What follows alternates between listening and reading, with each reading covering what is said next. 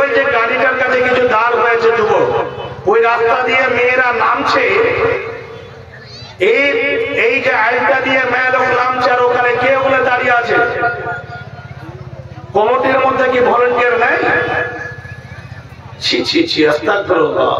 সামনে বছর আল্লাহ যদি বাঁচিয়ে রাখে তাহলে একটাই কথা হবে যে দোকান একটা বসতে পাবে না, একটা দোকান বসবে না। আরে জালসা শুধু এটা না, আলহামদুলিল্লাহ অক্টোবরের 7 তারিখ থেকে জালসা চলছে টানা।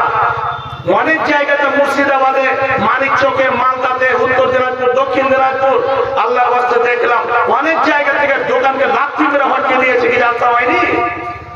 জালসা হবে না? অবশ্যই কোকড়া হয়ে মানুষ এসে বসছে। দুঃখের কথা সোশ্যাল মিডিয়াতে যাচ্ছে যে দোকান না বসালে কি জালসা হবে না?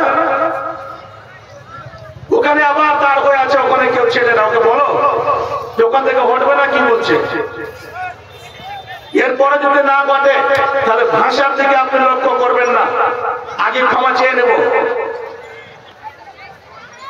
ওখানে মেয়ে লোক নামছে আর আবার দেখেন ওখানে এসে দাঁড়িয়ে গেছে।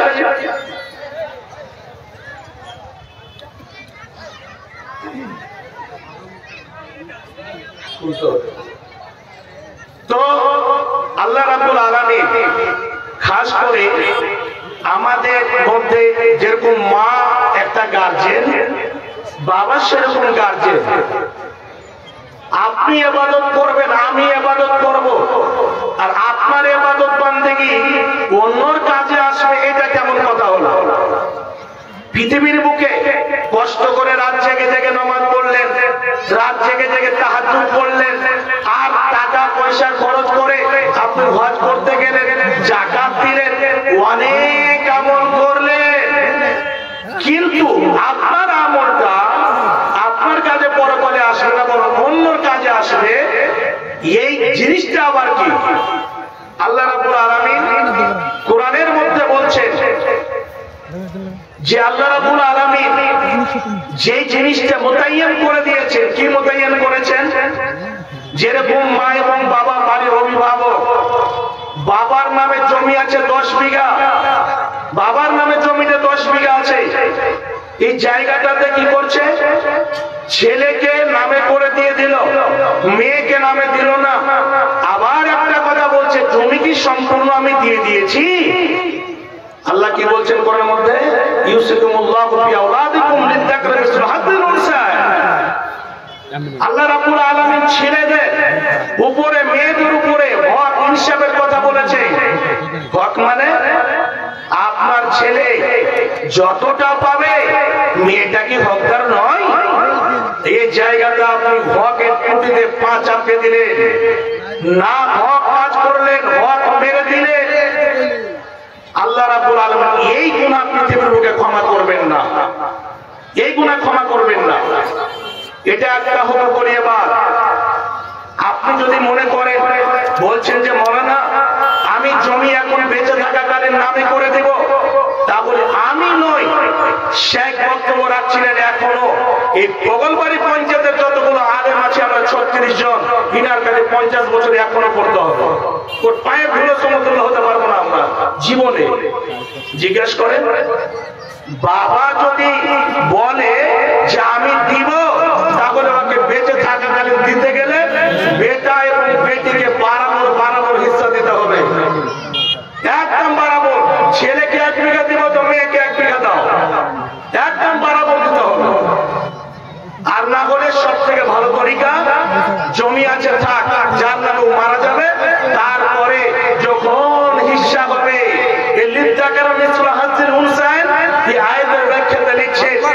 ছেলেরা পাবে ডবল, মেয়েরা পাবে একরা।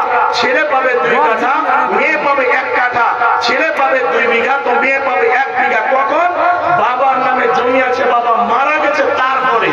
আর বেঁচে থাকাকালীন যদি দিতে চায়, তাহলে তাকে বারাবর হিস্সা দিতে হবে। আপনি বলবেন এই জিনিসটা আর সাফ করে নেন। আল্লাহ পাকের নবী বলছে, একজন সাহাবী গিয়ে নবীজিকে বলছে, নবী গো, আমি একটা ঘোড়া আমার ছেলেকে উপহার দিতে চাচ্ছি, আপনি সাক্ষী থাকেন, আপনি সাক্ষী থাকেন, আমি দিতে চাচ্ছি। নবীজি বলছেন, আচ্ছা তুমি একটা দিচ্ছ, তো একটাই বেটাকে দিচ্ছ না সবাইকে দিচ্ছ? যতটা আওলাদ আছে আপনার সবাইকে দিচ্ছে? বলছে জি না। আল্লাহ বললেন, আল্লাহর কসম করে বলছি এই জায়গাতে আমি সাক্ষী থাকবো না। কেন তুমি একজনকে দিচ্ছ আর হক মারছ, এই জায়গাতে আমি সাক্ষী থাকবো না। এর মানে কি? এই জন্য এই কাজটা যদি আপনি বেঁচে থাকাকালীন করে যান, এটাই হচ্ছে কি হক মারা। কিয়ামতের দিন এই গুনাহ আল্লাহ ক্ষমা করবেন না, আল্লাহ ক্ষমা করবেন না। কি হবে সেদিন? এমন একটা সময় আসবে যে সময় মানুষ আমল নামা নিয়ে ত্রাহি করবে, ছোটাছুটি করবে। কোন জায়গাতে গেলে আমি শান্তি পাবো, কোন জায়গাতে গেলে আমি সুন্দর জায়গা পাবো, সুখময় জিন্দেগি হবে। পৃথিবীর বুকে কি এমন কাজ করেছে অন্যের হক মেরে খেয়েছে? এইরকম ভাবে বোনের হক মেরে খেয়েছে, ভাইয়ের হক মেরে খেয়েছে, চাচার হক মেরে খেয়েছে। এইরকম করে অনেক মানুষকে বাইরে কাজ করতে নিয়ে গিয়েছে, সেই জায়গা থেকে টাকা মেরে খেয়েছে। যতগুলো হকুকুল ইবাদের মধ্যে পড়ে ওই সমস্ত মানুষ সেই ভীষণ দিনে এক এক করে দাঁড়িয়ে যাবে। জি, এ দুনিয়াতে মোল্লা ক্ষমা হবে না, এ দুনিয়াতে আল্লাহর কাছে মসজিদে গিয়ে কান্নাকাটি করে করে ক্ষমা নেব হবে না। জীবনে হতো করে এবার আল্লাহর কাছে কান্না করে গুনাহ ক্ষমা হবে না, বরং যার হক মেরে খেয়েছে ওর কাছে গিয়ে ক্ষমা নিতে হবে হাতটা ধরে। ভাইরে, তোমাকে আমি নেপে দিতে গিয়ে গুলশামার 1 কিলো করে 800 গ্রাম দিয়েছিলাম, তোমাকে আমি এইরকম করে তোমার আমি মেরে খেয়েছি, দাড়ি মেরেছি, জমির দাবি আমি কেটে কেটে কেটে কেটে কেটে তোমার আমি মেরে খেয়েছি। বোন রে, তোমার জমি মাস্তান চোখে ছিল, তোমার ভাগটা আমি দিইনি। তোমাকে একেবারে আমরুল্লাহ খাট্টার ভুঁই দিয়েছিলাম, যেটা 12 মাস পানিতে ডুবে থাকে। হাত ধরে ক্ষমা নিতে হবে উচিত। 100 বার হজ করে 100 বার নয়, প্রতি রাত যদি 6 ঘন্টা করে তাহাজ্জুদ পড়া যায়, এই গুনাহ আল্লাহ ক্ষমা করবেন না। রাগ করে লাভ নাই, রাগ করলে নবী এবং আল্লাহর উপর রাগ করতে হবে।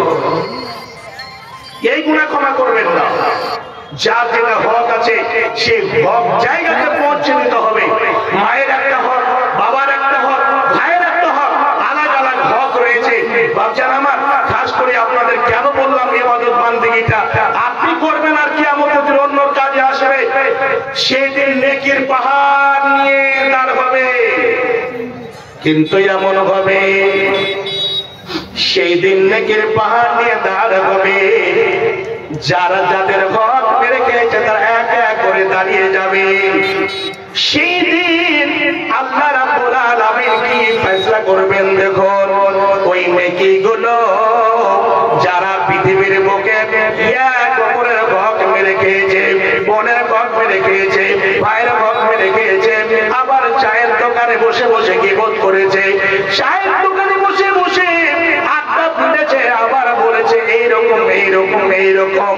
যার ব্যাপারে কোন কথা শুনেছে সেই লোকটাকে গিয়ে না বলা, তার সেই লোকটার কাছে গিয়ে না বলে আবার দোকানে দোকানে বাজারে বাজারে বলে বেড়াচ্ছে তার ইজ্জতকে মেটার জন্য, তার ইজ্জতকে মেনে করার জন্য, তার ইজ্জতকে খাত করে নিয়ে ছিনিমিনি খেলেছে।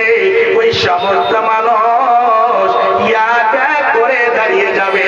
সেই দিন ওই নেকির পাহাড় গুলো থেকে যেরকম চাকি শিঙ্গি থেকে কেটে কেটে কেটে কেটে মানুষকে মেপে মেপে দেয়, ওই মতো ওই নেকি গুলোকে কেটে কেটে কেটে কেটে ওই সমস্ত মানুষটা থেকে দিতে লাগবে।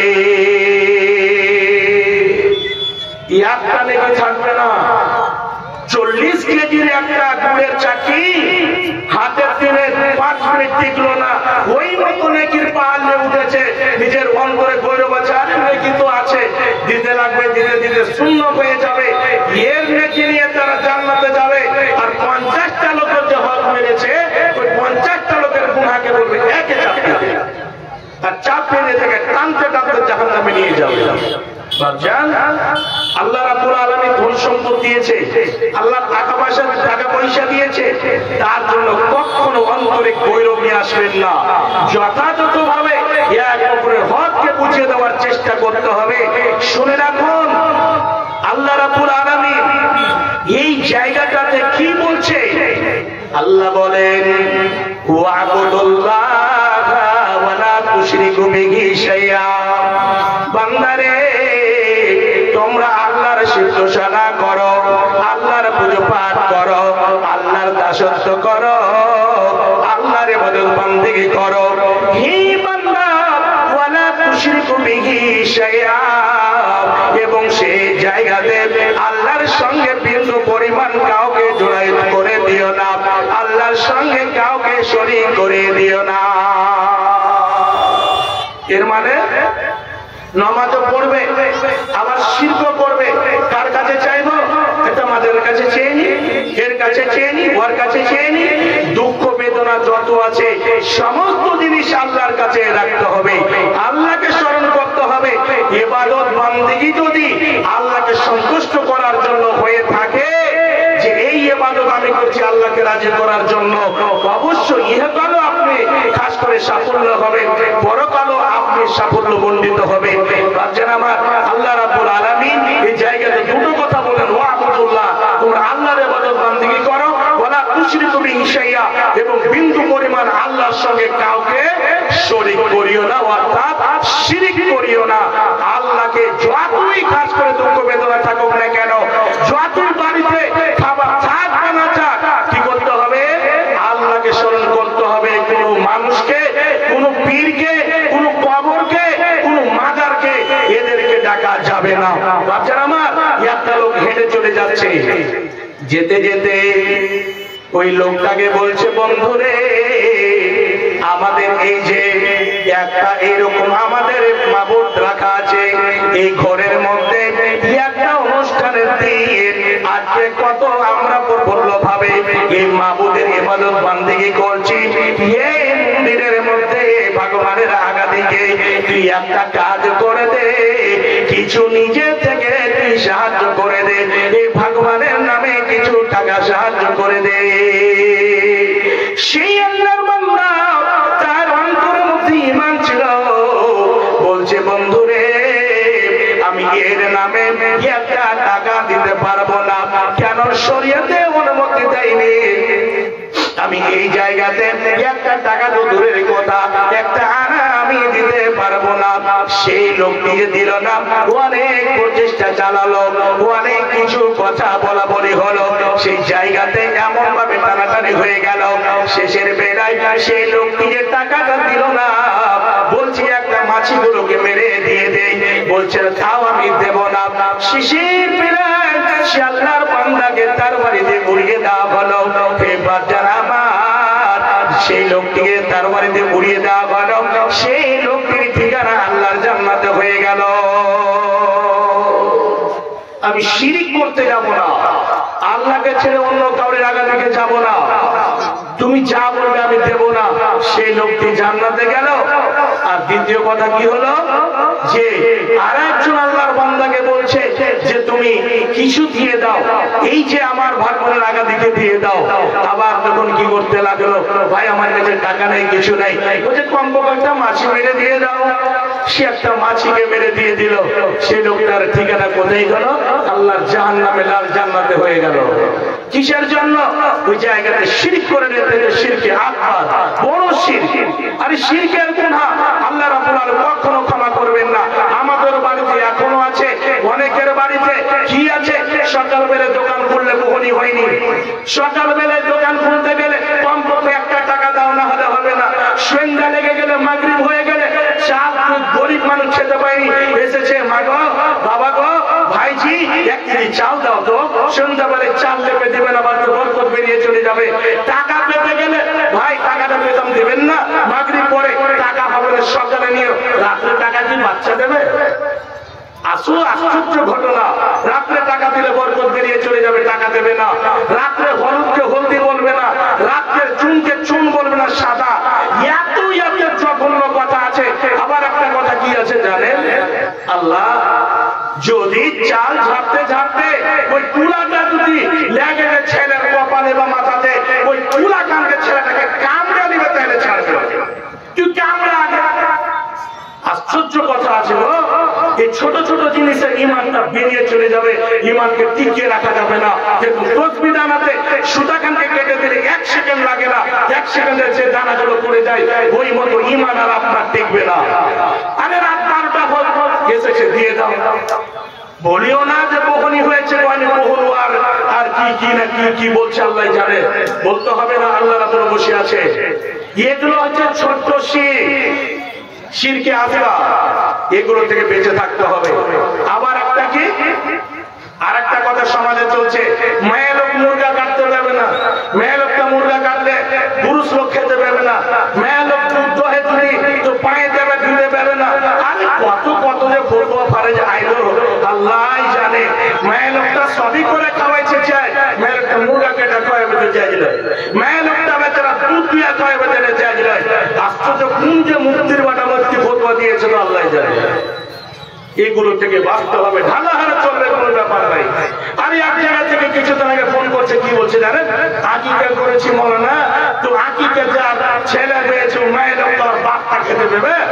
আমি হাসতে হাসতে বলছি, ভাই যেখানে খেতে ওখানে হাড় বাড়িতে পেটে দেবে, ওকে দিয়ে। তো হাসতে লেগেছে ফোনে।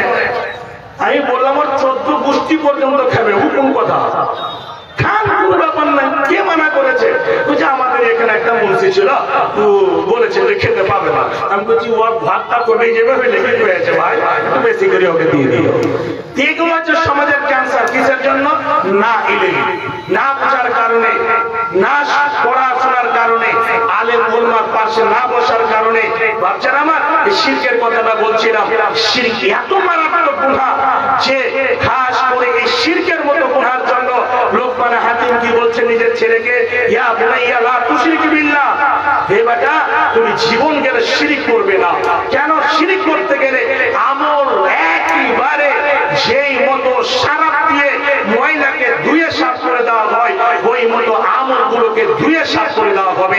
ভাবছেন আমার আল্লাহ রাব্বুল আলামিন এই জায়গাতে দুটো কথা বলার পর ৩য় নম্বরে যেটা বলছে, আমার এটাই টার্গেট, ওয়াবিল ওয়ালিদাইনি ইহসানা। শেখ একটু তাকাতে লেগেছে, বুঝতে পারছি। তো ৩য় নম্বরে যেটা আল্লাহ বলছেন যে তোমরা মা বাবার সেবা যত্ন করো। এই জায়গাতে একটু 10টা মিনিট কথা বলবো, আর বলার পরে আমি মেন টার্গেটে যাবো। আচ্ছা বলেন তো, সব জায়গাতে গত 5 তারিখে মানিক চোখে আমাকে বলছে মা বাবার হক সম্পর্কে বক্তব্য রাখেন। আমি বললাম ঠিক আছে রাখবো, কিন্তু ওর সাথে আর একটা থাকবে, ছেলে পেলের হক মা বাবার উপর আছে কিনা। খালি সব জায়গাতে মা বাবার হক, মা বাবার হক ঠিক আছে, কিন্তু মা বাবার উপরে তো ছেলে পেলের হক আছে একদম বরাবর। তো আগে মা বাবার হক না আগে ছেলে পেলের হক? তো মৌলানা বলছে যে আগে ছেলে পেলের হক হবে। হ্যাঁ, বিয়ে শাদী করলো, ছেলে হলো, ছেলেটা হওয়ার পর থেকে চালু হয়ে গেল কি করে, ছেলেটা যেদিন হলো সেদিন কি করবে, ছেলেটাকে কোলাতে করে নিয়ে সুন্দর করে আজানের ধ্বনি তার কানে দিবে। আজানের ধ্বনি আল্লাহু আকবার, আল্লাহু আকবার, আশহাদু লা ইলাহা ইল্লাল্লাহ, আশহাদু আন্না মুহাম্মাদুর রাসূলুল্লাহ, আজানটা পুরো তার কানে সুন্দরভাবে আস্তে আস্তে করে দিয়ে দিবে। এটা হচ্ছে প্রথম কাজ। দ্বিতীয় কাজ হলো 7 দিনের দিন আপনি আকিকা দিবেন, নাম রাখবেন, সুন্দর নাম রাখবেন। এটা হচ্ছে মা বাবার চালু হয়ে গেল, ছেলের উপরে যেটা হক আছে, ছেলের হক আছে মা বাবার উপরে চালু হয়ে গেল। সুন্দরভাবে আপনি আকিকা দিলেন, নাম রাখলেন। আরো একটা ভালো কাজ করতে পারলে, গ্রামে যেটা ভালো মুত্তাকি পরেজগার লোক আছে, ওই লোকটার কাছে একটা খাজুর নিয়ে গিয়ে সেই মুখে চিবিয়ে দেবে। যে লোকটা জর্দা খায় না, বিড়ি খায় না, তামাক খায় না, একদম পাক পবিত্র মুখ নিয়ে আছে, আল্লাহর ইবাদত বান্দিগি করে মুত্তাকি পরেজগার লোক, ওই লোকটার মুখে খাজুরটা দিবেন, চাবিয়ে একটু রস ছেলেটার মুখে দেবে, একে বলে তাহান্নিক। তাহান্নিকটা করাবেন বিশ্বনবীর কাছে। অনেক সাহাবী নিয়ে গিয়ে তাহান্নিক করিয়েছেন, যেরকম হাদিসে পাওয়া যায় আবু তালহা নিজের ছেলেকে নিয়ে গেছে, নবী গো এই যে ছেলে জন্ম নিয়েছে, আপনি আমার ছেলেটাকে তাহান্নিক করিয়ে দেন। বিশ্বনবী খাজুর দিলেন, খাজুরটা মুখে চিবিয়ে সুন্দরভাবে ওই ছেলেটার মুখে দিয়ে নাম রেখে দিলেন। জি, সব থেকে ভালো নাম আব্দুল্লাহ, আব্দুর রহমান, ভালো নামগুলো রাখতে হবে। নাম রাখা হয়ে গেল, কাজ হয়ে গেল। আরো টাকা থাকলে চুলটাকে নাড়া কত সম পরিমাণ সেই চাঁদ বা রূপা আপনি সাতটা করে দেবেন, দান করে দেবেন, হয়ে গেল।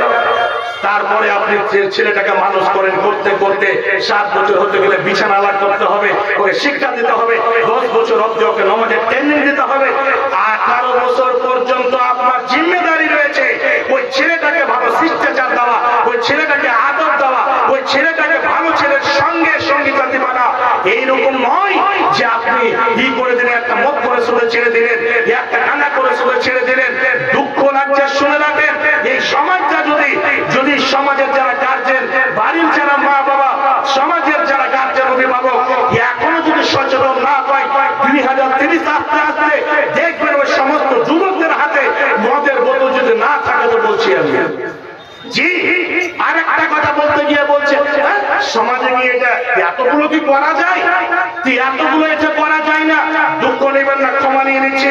যদি না করা যায়, একটা বিয়েতে যদি 500 পানের কথা থাকে, 200 পান যদি নিয়ে আসে, ওই বিয়া বাড়া শুধু মারপিট করে দেবে 300 পানের। এটা করতে পারা যাচ্ছে?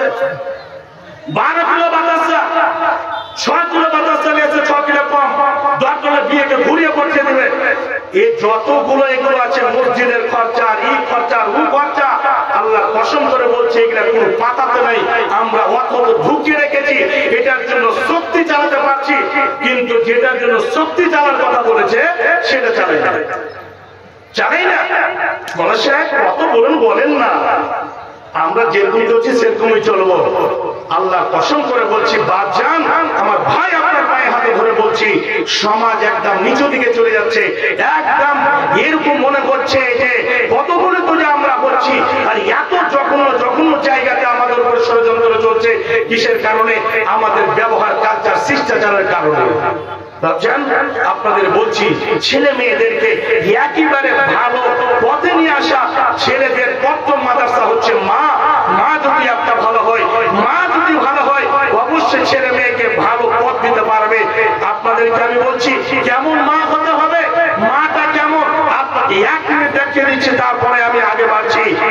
আব্দুল কাদের জিলানী রহমতুল্লাহ আলাইহি নিজের ছেলেকে মাদ্রাসাতে পড়াচ্ছে, আর ওই আব্দুল কাদের জিলানীর ছেলেকে বলছে, বেটা রে, তোমাকে আমি পড়াচ্ছি, বেটা তুমি শুনে নাও, আমি তোমাকে ওয়াসিয়ত করছি, বেটা তুমি নিজের লাইফে জীবনে কোনদিন মিথ্যা কথা বলবে না, কোনদিন জীবনে ঝুঠা কথা বলবে না, জীবনে কোনদিন মিথ্যা কথার আশ্রয় নেবে না। বেটা তোমার জীবন চলে যাবে, বেটা তোমার জীবন যদি চলে যায়, কেউ যদি হত্যা করে দেয়, বেটা এটা একেবারে মঞ্জুর করে নিও, কিন্তু বেটা জীবন গেলে কোনদিন মিথ্যা কথা বলিও না। এই কথা শুনেছে। একদিনের ঘটনা, মা নিজের ছেলেকে বাড়ি থেকে বিদায় জানাচ্ছে, সুন্দর করে এই জায়গাতে টাকাটা দিয়ে একটা কাপড় দিয়ে সুন্দর করে সেলাই করে দিয়েছে। ছোট বাচ্চা টাকাটা নিয়ে যাবে, কোন জায়গাতে হতে পারে পড়ে যাবে, এই কথা বলে সুন্দর করে এখানে টাকাটা ঢুকিয়ে দিয়ে সেলাই করে দিয়েছে। যেতে যেতে হঠাৎ করে কিছু এইরকম ডাকাতের দলে তাকে ঘিরে ফেলল। ঘিরে ফেলার পরে সেই ছেলেটার পা থেকে মাথা পর্যন্ত তল্লাশি না হলো। বলছে, বাবু রে, তুমি বলো তোমার কাছে টাকা পয়সা আছে কিনা, আমরা তো বুঝে পেলাম না। বলছে, এই জায়গাতে টাকা পয়সা, এখানে টাকা রাখা আছে, আমার মা এখানে রেখে সেলাই করে দিয়েছে। ওই লোকগুলো যখনই শুনেছে, লোকগুলো বলছে, বাবু রে, আমরা তো পা থেকে মাথা পর্যন্ত তল্লাশি দিলাম, কিন্তু টাকা খুঁজে পেলাম না। বাবু, তুমি যদি একটা কথা বলতে, আমার কাছে টাকা নাই, তাহলে তো আমরা তোমার উপরে জুলুম করতাম না। কেন তুমি মিথ্যা কথা বলে তুমি পার পেয়ে যেতে? ওই সঙ্গে সঙ্গে ছেলেটি বলছে, ও বাপজানেরা, ওই আমার ভাইজানেরা, শুনে রাখো, আমি এমন একটা মায়ের ছেলে, আমার মা এমন একটি মা, আমার মায়ের ওসিয়ত আমার কানে রয়েছে, আমার অন্তরে রয়েছে। আমার মা বলেছে, বেটা জীবন গেল, কোনদিন মিথ্যা কথা বলবে না, তোমার জীবন চলে যাক, তোমার জীবন চলে যাবে, যাক, কোনো আমি পারওয়া করি না, আমি এই জায়গাতে তোমার সঙ্গে কিছু দ্বিধাবোধ করবো না। কি বেটা, তুমি শুনে নাও, আমি খাস করে তোমাকে বলছি, তুমি জীবনে কোনো মিথ্যা কথা বলবে না। সে মায়ের ছেলে হচ্ছি আমি।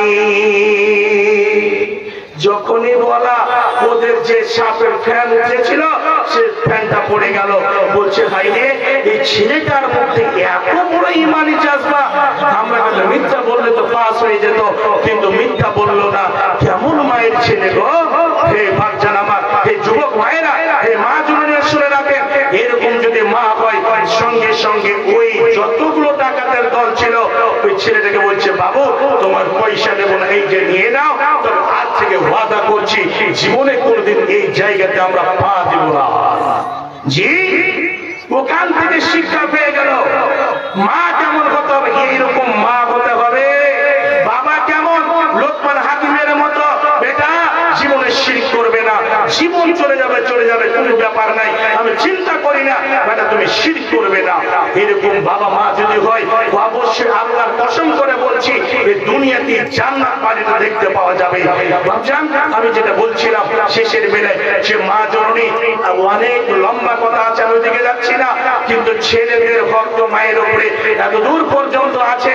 কিন্তু যুবক ভাই, যাদের মা বাবা বেঁচে আছে, আপনারা শুনে রাখুন একটা কথা, মা বাপ যদি নারাজ থাকে, আল্লাহ তো পাবেন না, রাসূলকে পাবেন না, এই নামাজ রোজা দোয়া যাকাত, মা নারাজ হয়ে আছে, আপনি 100 বার যদি তাওয়াক্কুল্লাহ যদি তওয়াব করে আসেন, হজ করে আসেন, কিছু কাজে আসবে না, এই হজকে আপনার মুখে মেরে দেওয়া হবে, আপনার নামাজ রোজাকে মুখে মেরে দেওয়া হবে।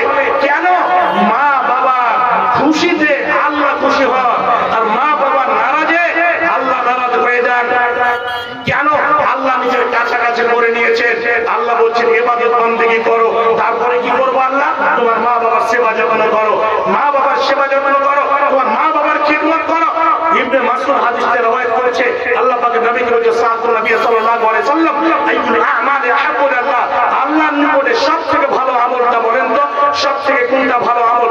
আল্লাহ পাকের নবী বললেন কি, as-সালাতু লিওয়াক্তিহা, নামাজটাকে ওয়াক্তের উপরে আদায় করা, টাইমের উপরে আদায় করা, ঢিলা বাহানা করা যাবে না। এটা এক নম্বর কথা। দ্বিতীয় নম্বর কথা, সুম্মা আইয়ুন নবীগো, তারপরে কোন আমলটা ভালো? আল্লাহ পাকের নবী বলছেন, শোনো, বিররুল ওয়ালিদাইন, মা বাবার সঙ্গে ভালো ব্যবহার করো, মা বাবার খিদমত করো, মা বাবার সেবা যত্ন করো। তারপরে আবার জিজ্ঞেস করছেন, সুম্মা আইয়ুন নবীগো, তারপরে কোন আমলটা? তারপরে বলছে আল জিহাদু ফি সাবিলিল্লাহ, আল্লাহর পথে জিহাদ করা হচ্ছে সবথেকে ভালো আমল। এই জায়গাতে তিনটা কথা বললেন। তারপরে আল্লাহ রাব্বুল আলামিন কোরআনের মধ্যে বলছেন যে আমি শিরিক করাটাকে হারাম ঘোষণা দিয়েছি। তারপরে বলছেন কি, মা বাবার অবাধ্য চলাটাকে আমি হারাম ঘোষণা দিয়েছি। আপনি বলেন মা বাবার খিদমত মানে? মা বাবা যাই বলবে সেটাই, বুড়িয়ে গিয়েছে, মা বাবাকে খেতে এখন দিয়েছে, 1-2 মিনিট পরে একজন আসছে তো বলছে যে আমাকে খেতে দেয় না, আমাকে মারছে পিটছে, এরকম কথা যদি বলে, চট করে আপনি রেগে গেলেন, হ্যাঁ আমি খেতে দিচ্ছি, আপনি বলছে খেতে দেয় না, তুমি লোকের আগে থেকে আমাকে অপমান করলে। এই শব্দটা একটা উপশব্দ বলা যাবে না, ফের শব্দটা বলা যাবে না। মানে মা বাবা একটাই কথা বুড়িয়ে যাওয়ার পরে ওরা ভুল বলবে, এটাই সঠিক। মা বাবার সঙ্গে কটু কথা বলা যাবে না।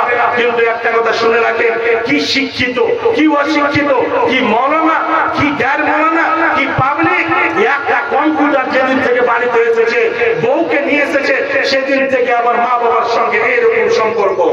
মা বাবাকে কোন জায়গাতে রেখে শিলিগুড়িতে রুম ভাড়া করে নিয়ে থাকে, কলকাতাতে রুম ভাড়া করে নিয়ে থাকে, একনাতে থাকতে গেলে মা বাবাকে এক মুঠ খেতে দেয় না, এক লোকমা খাবার দেয় না। মা বাবার সঙ্গে যেদিন ওর সম্পর্ক কেটেছে, সেদিন ওর কপালে ব্যায়াম চোনা লটকে গেছে, ভালো করে জেনে নিতে হবে। ওর কপাল এই দুনিয়া তো ভালো নাই, আখিরাত তো ভালো নয়। আপনাকে বলছি বাপজান, আমার যুবক ভাই, মা বাবার সঙ্গে কোনোদিন খারাপ ব্যবহার করবেন না। আমি একটু একটু করে বলবো, তবে আপনাদের কাছে আমার বিনীত নিবেদন যে আল্লাহ রাব্বুল আলামিন আমাদের মাধ্যম সম্পদ দিয়েছেন। কেন? আসলে সময়টাই এমন সংকীর্ণ, কোন বিষয়কে মোকাম্মল করতে পাওয়া যায় না। তো আপনাদের কাছে এই মাদ্রাসা দেখতে পাচ্ছেন, এটা নবীর মাদ্রাসা। এই মাদ্রাসা আপনাদের টাকাতে চলে, আপনাদের টাকা নয়, আপনাদের রক্ততে চলে। কেন? এই যে মাথার ঘাম পায়ে ফেলে টাকা ইনকাম করেন, ওই টাকা থেকে 500 টাকা ইনকাম করেছেন, 200 টাকা টাকা নবীর মাদ্রাসাতে দিয়ে দিয়েছেন। এই টাকা দ্বারা নবীর মাদ্রাসাগুলো চলে। ভাবছেন আমার যুবক ভাই, আমার মা জননী, আল্লাহর ওয়াস্তে আপনাদের কাছে আমার এটা বিরত নিবেদন, যাদের মা বাবা মারা গেছে এটাও হক আছে, মা বাবা আপনার দিকে তাকিয়ে আছে যে আমার ছেলেরা আমার নামে দান করবে। দান এমন একটা শক্তিশালী ইবাদত, দান একটা এমন শক্তিশালী ইবাদত যে এই দানটা যদি বাবার কবরে আযাব হয় আর বাবার নামে যদি দান করে দেয় তাহলে কবরে আযাব বন্ধ হয়ে যাবে। দান করতে গেলে আপনার উমার বয়সকে আল্লাহ বাড়িয়ে দেবেন। দান করতে গেলে আপনার উপরে বালা মুসিবত হতে দেবেন না। দান করতে গেলে আল্লাহ রাব্বুল আলামিন আপনার সম্পদকে বাড়িয়ে দেবেন। আল্লাহ আপনাকে এত পর্যন্ত বরকত দেবে বলার সীমা নাই। ভাবছেন আমার কখনো ফকির মিসকিন থেকে দূরে থাকবেন না। ফকির মিসকিনকে ডেকে ডেকে এসে খাবার দেবেন। খাস করে মসজিদ মাদ্রাসাতে মন ভরে দান করবেন। এমন একটা সময় আসবে, এখন লেনেওয়ালা বেশি দেনেওয়ালা কম, কিন্তু এমন একটা সময় আসবে দেনেওয়ালা বেশি হবে, লেনেওয়ালা থাকবে না। সেদিন খুঁজে খুঁজে বেড়াবে, কে গো কেউ নাই, আমি 10টা টাকা দেবো, আমি 5,000 টাকা দেবো, আমি জমি 2 বিঘা দিয়ে দেবো, এইরকম করে খুঁজে বেড়াবে, কিন্তু সেদিন আর খুঁজে পাবে না।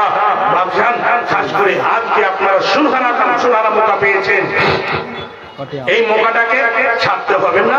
এই মৌকাটাকে কাজে লাগাতে হবে এবং এই মাদ্রাসাকে ডাউন করতে হবে।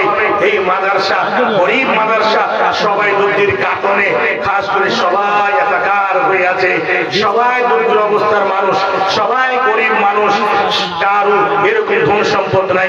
ভাবছেন খাস করে মাদ্রাসাতে 5,000, 10,000, 100, 200, 500 মাশাআল্লাহ আমার দাদাজান জাইনুল আবেদিন সাহেব উনি 200 টাকা দিয়েছেন। আল্লাহ গো বেদানকে সাদরে গ্রহণ করে নাও, আল্লাহ মনের আশা পূর্ণ করে দাও, হায়াত দারাজ করো, দীর্ঘজীবী করে বাঁচিয়ে রাখো। আল্লাহ আত্মীয় স্বজন কেউ যদি কবরবাসী হয়ে থাকে আল্লাহ সেই কবরকে ফুলভাগে করে দাও, কবরকে রুহে মাগফিরাত করে দাও। 2জন ছেলেকে দুনিয়া থেকে হারিয়েছে আল্লাহ, তাদের কবরে কি হালাতে রয়েছে জানি না, যদি কোনো অসুবিধা দূর করে দাও আল্লাহ। আল্লাহ গো তাদেরকে জান্নাতুল ফিরদাউসের মধ্যে জায়গা দাও। আল্লাহুম্মা আমিন, আল্লাহুম্মা আমিন। একজন বেনামি তো 200 টাকা, আবার আলহামদুলিল্লাহ আমার হাতে মুখে সে 5,000 দিয়েছেন। তারপরে আমার শ্রদ্ধেয় বাপজি শেখ মুজামিল হক আল মাদানী হাফিজাহুল্লাহ উনি বলেন 3,000 দিয়েছেন। জি উনি 3,000 দিয়েছেন। আল্লাহ গো আরো কিছু দান এসেছে যে নামগুলো ভুলে গিয়েছি, আল্লাহ সব দানগুলো মঞ্জুর করে নাও। আল্লাহ খাস করে যে নিয়ে দান করছে নিয়তকে পরিপূর্ণ করে দাও। আল্লাহুম্মা আমিন, আল্লাহুম্মা আমিন। কমিটিদের বলবো যে আপনারা মা বোনের পেন্ডেলে চাদর দিয়ে পাঠাবেন। কমিটি ভাই যাদেরকে মা বোনের পেন্ডেলে চাদর নিয়ে যাওয়ার কথা হয়েছে, জামিল আক্তার, হ্যাঁ নামটা লিখে দেবে, ধানটা 100 এটা কার নাম?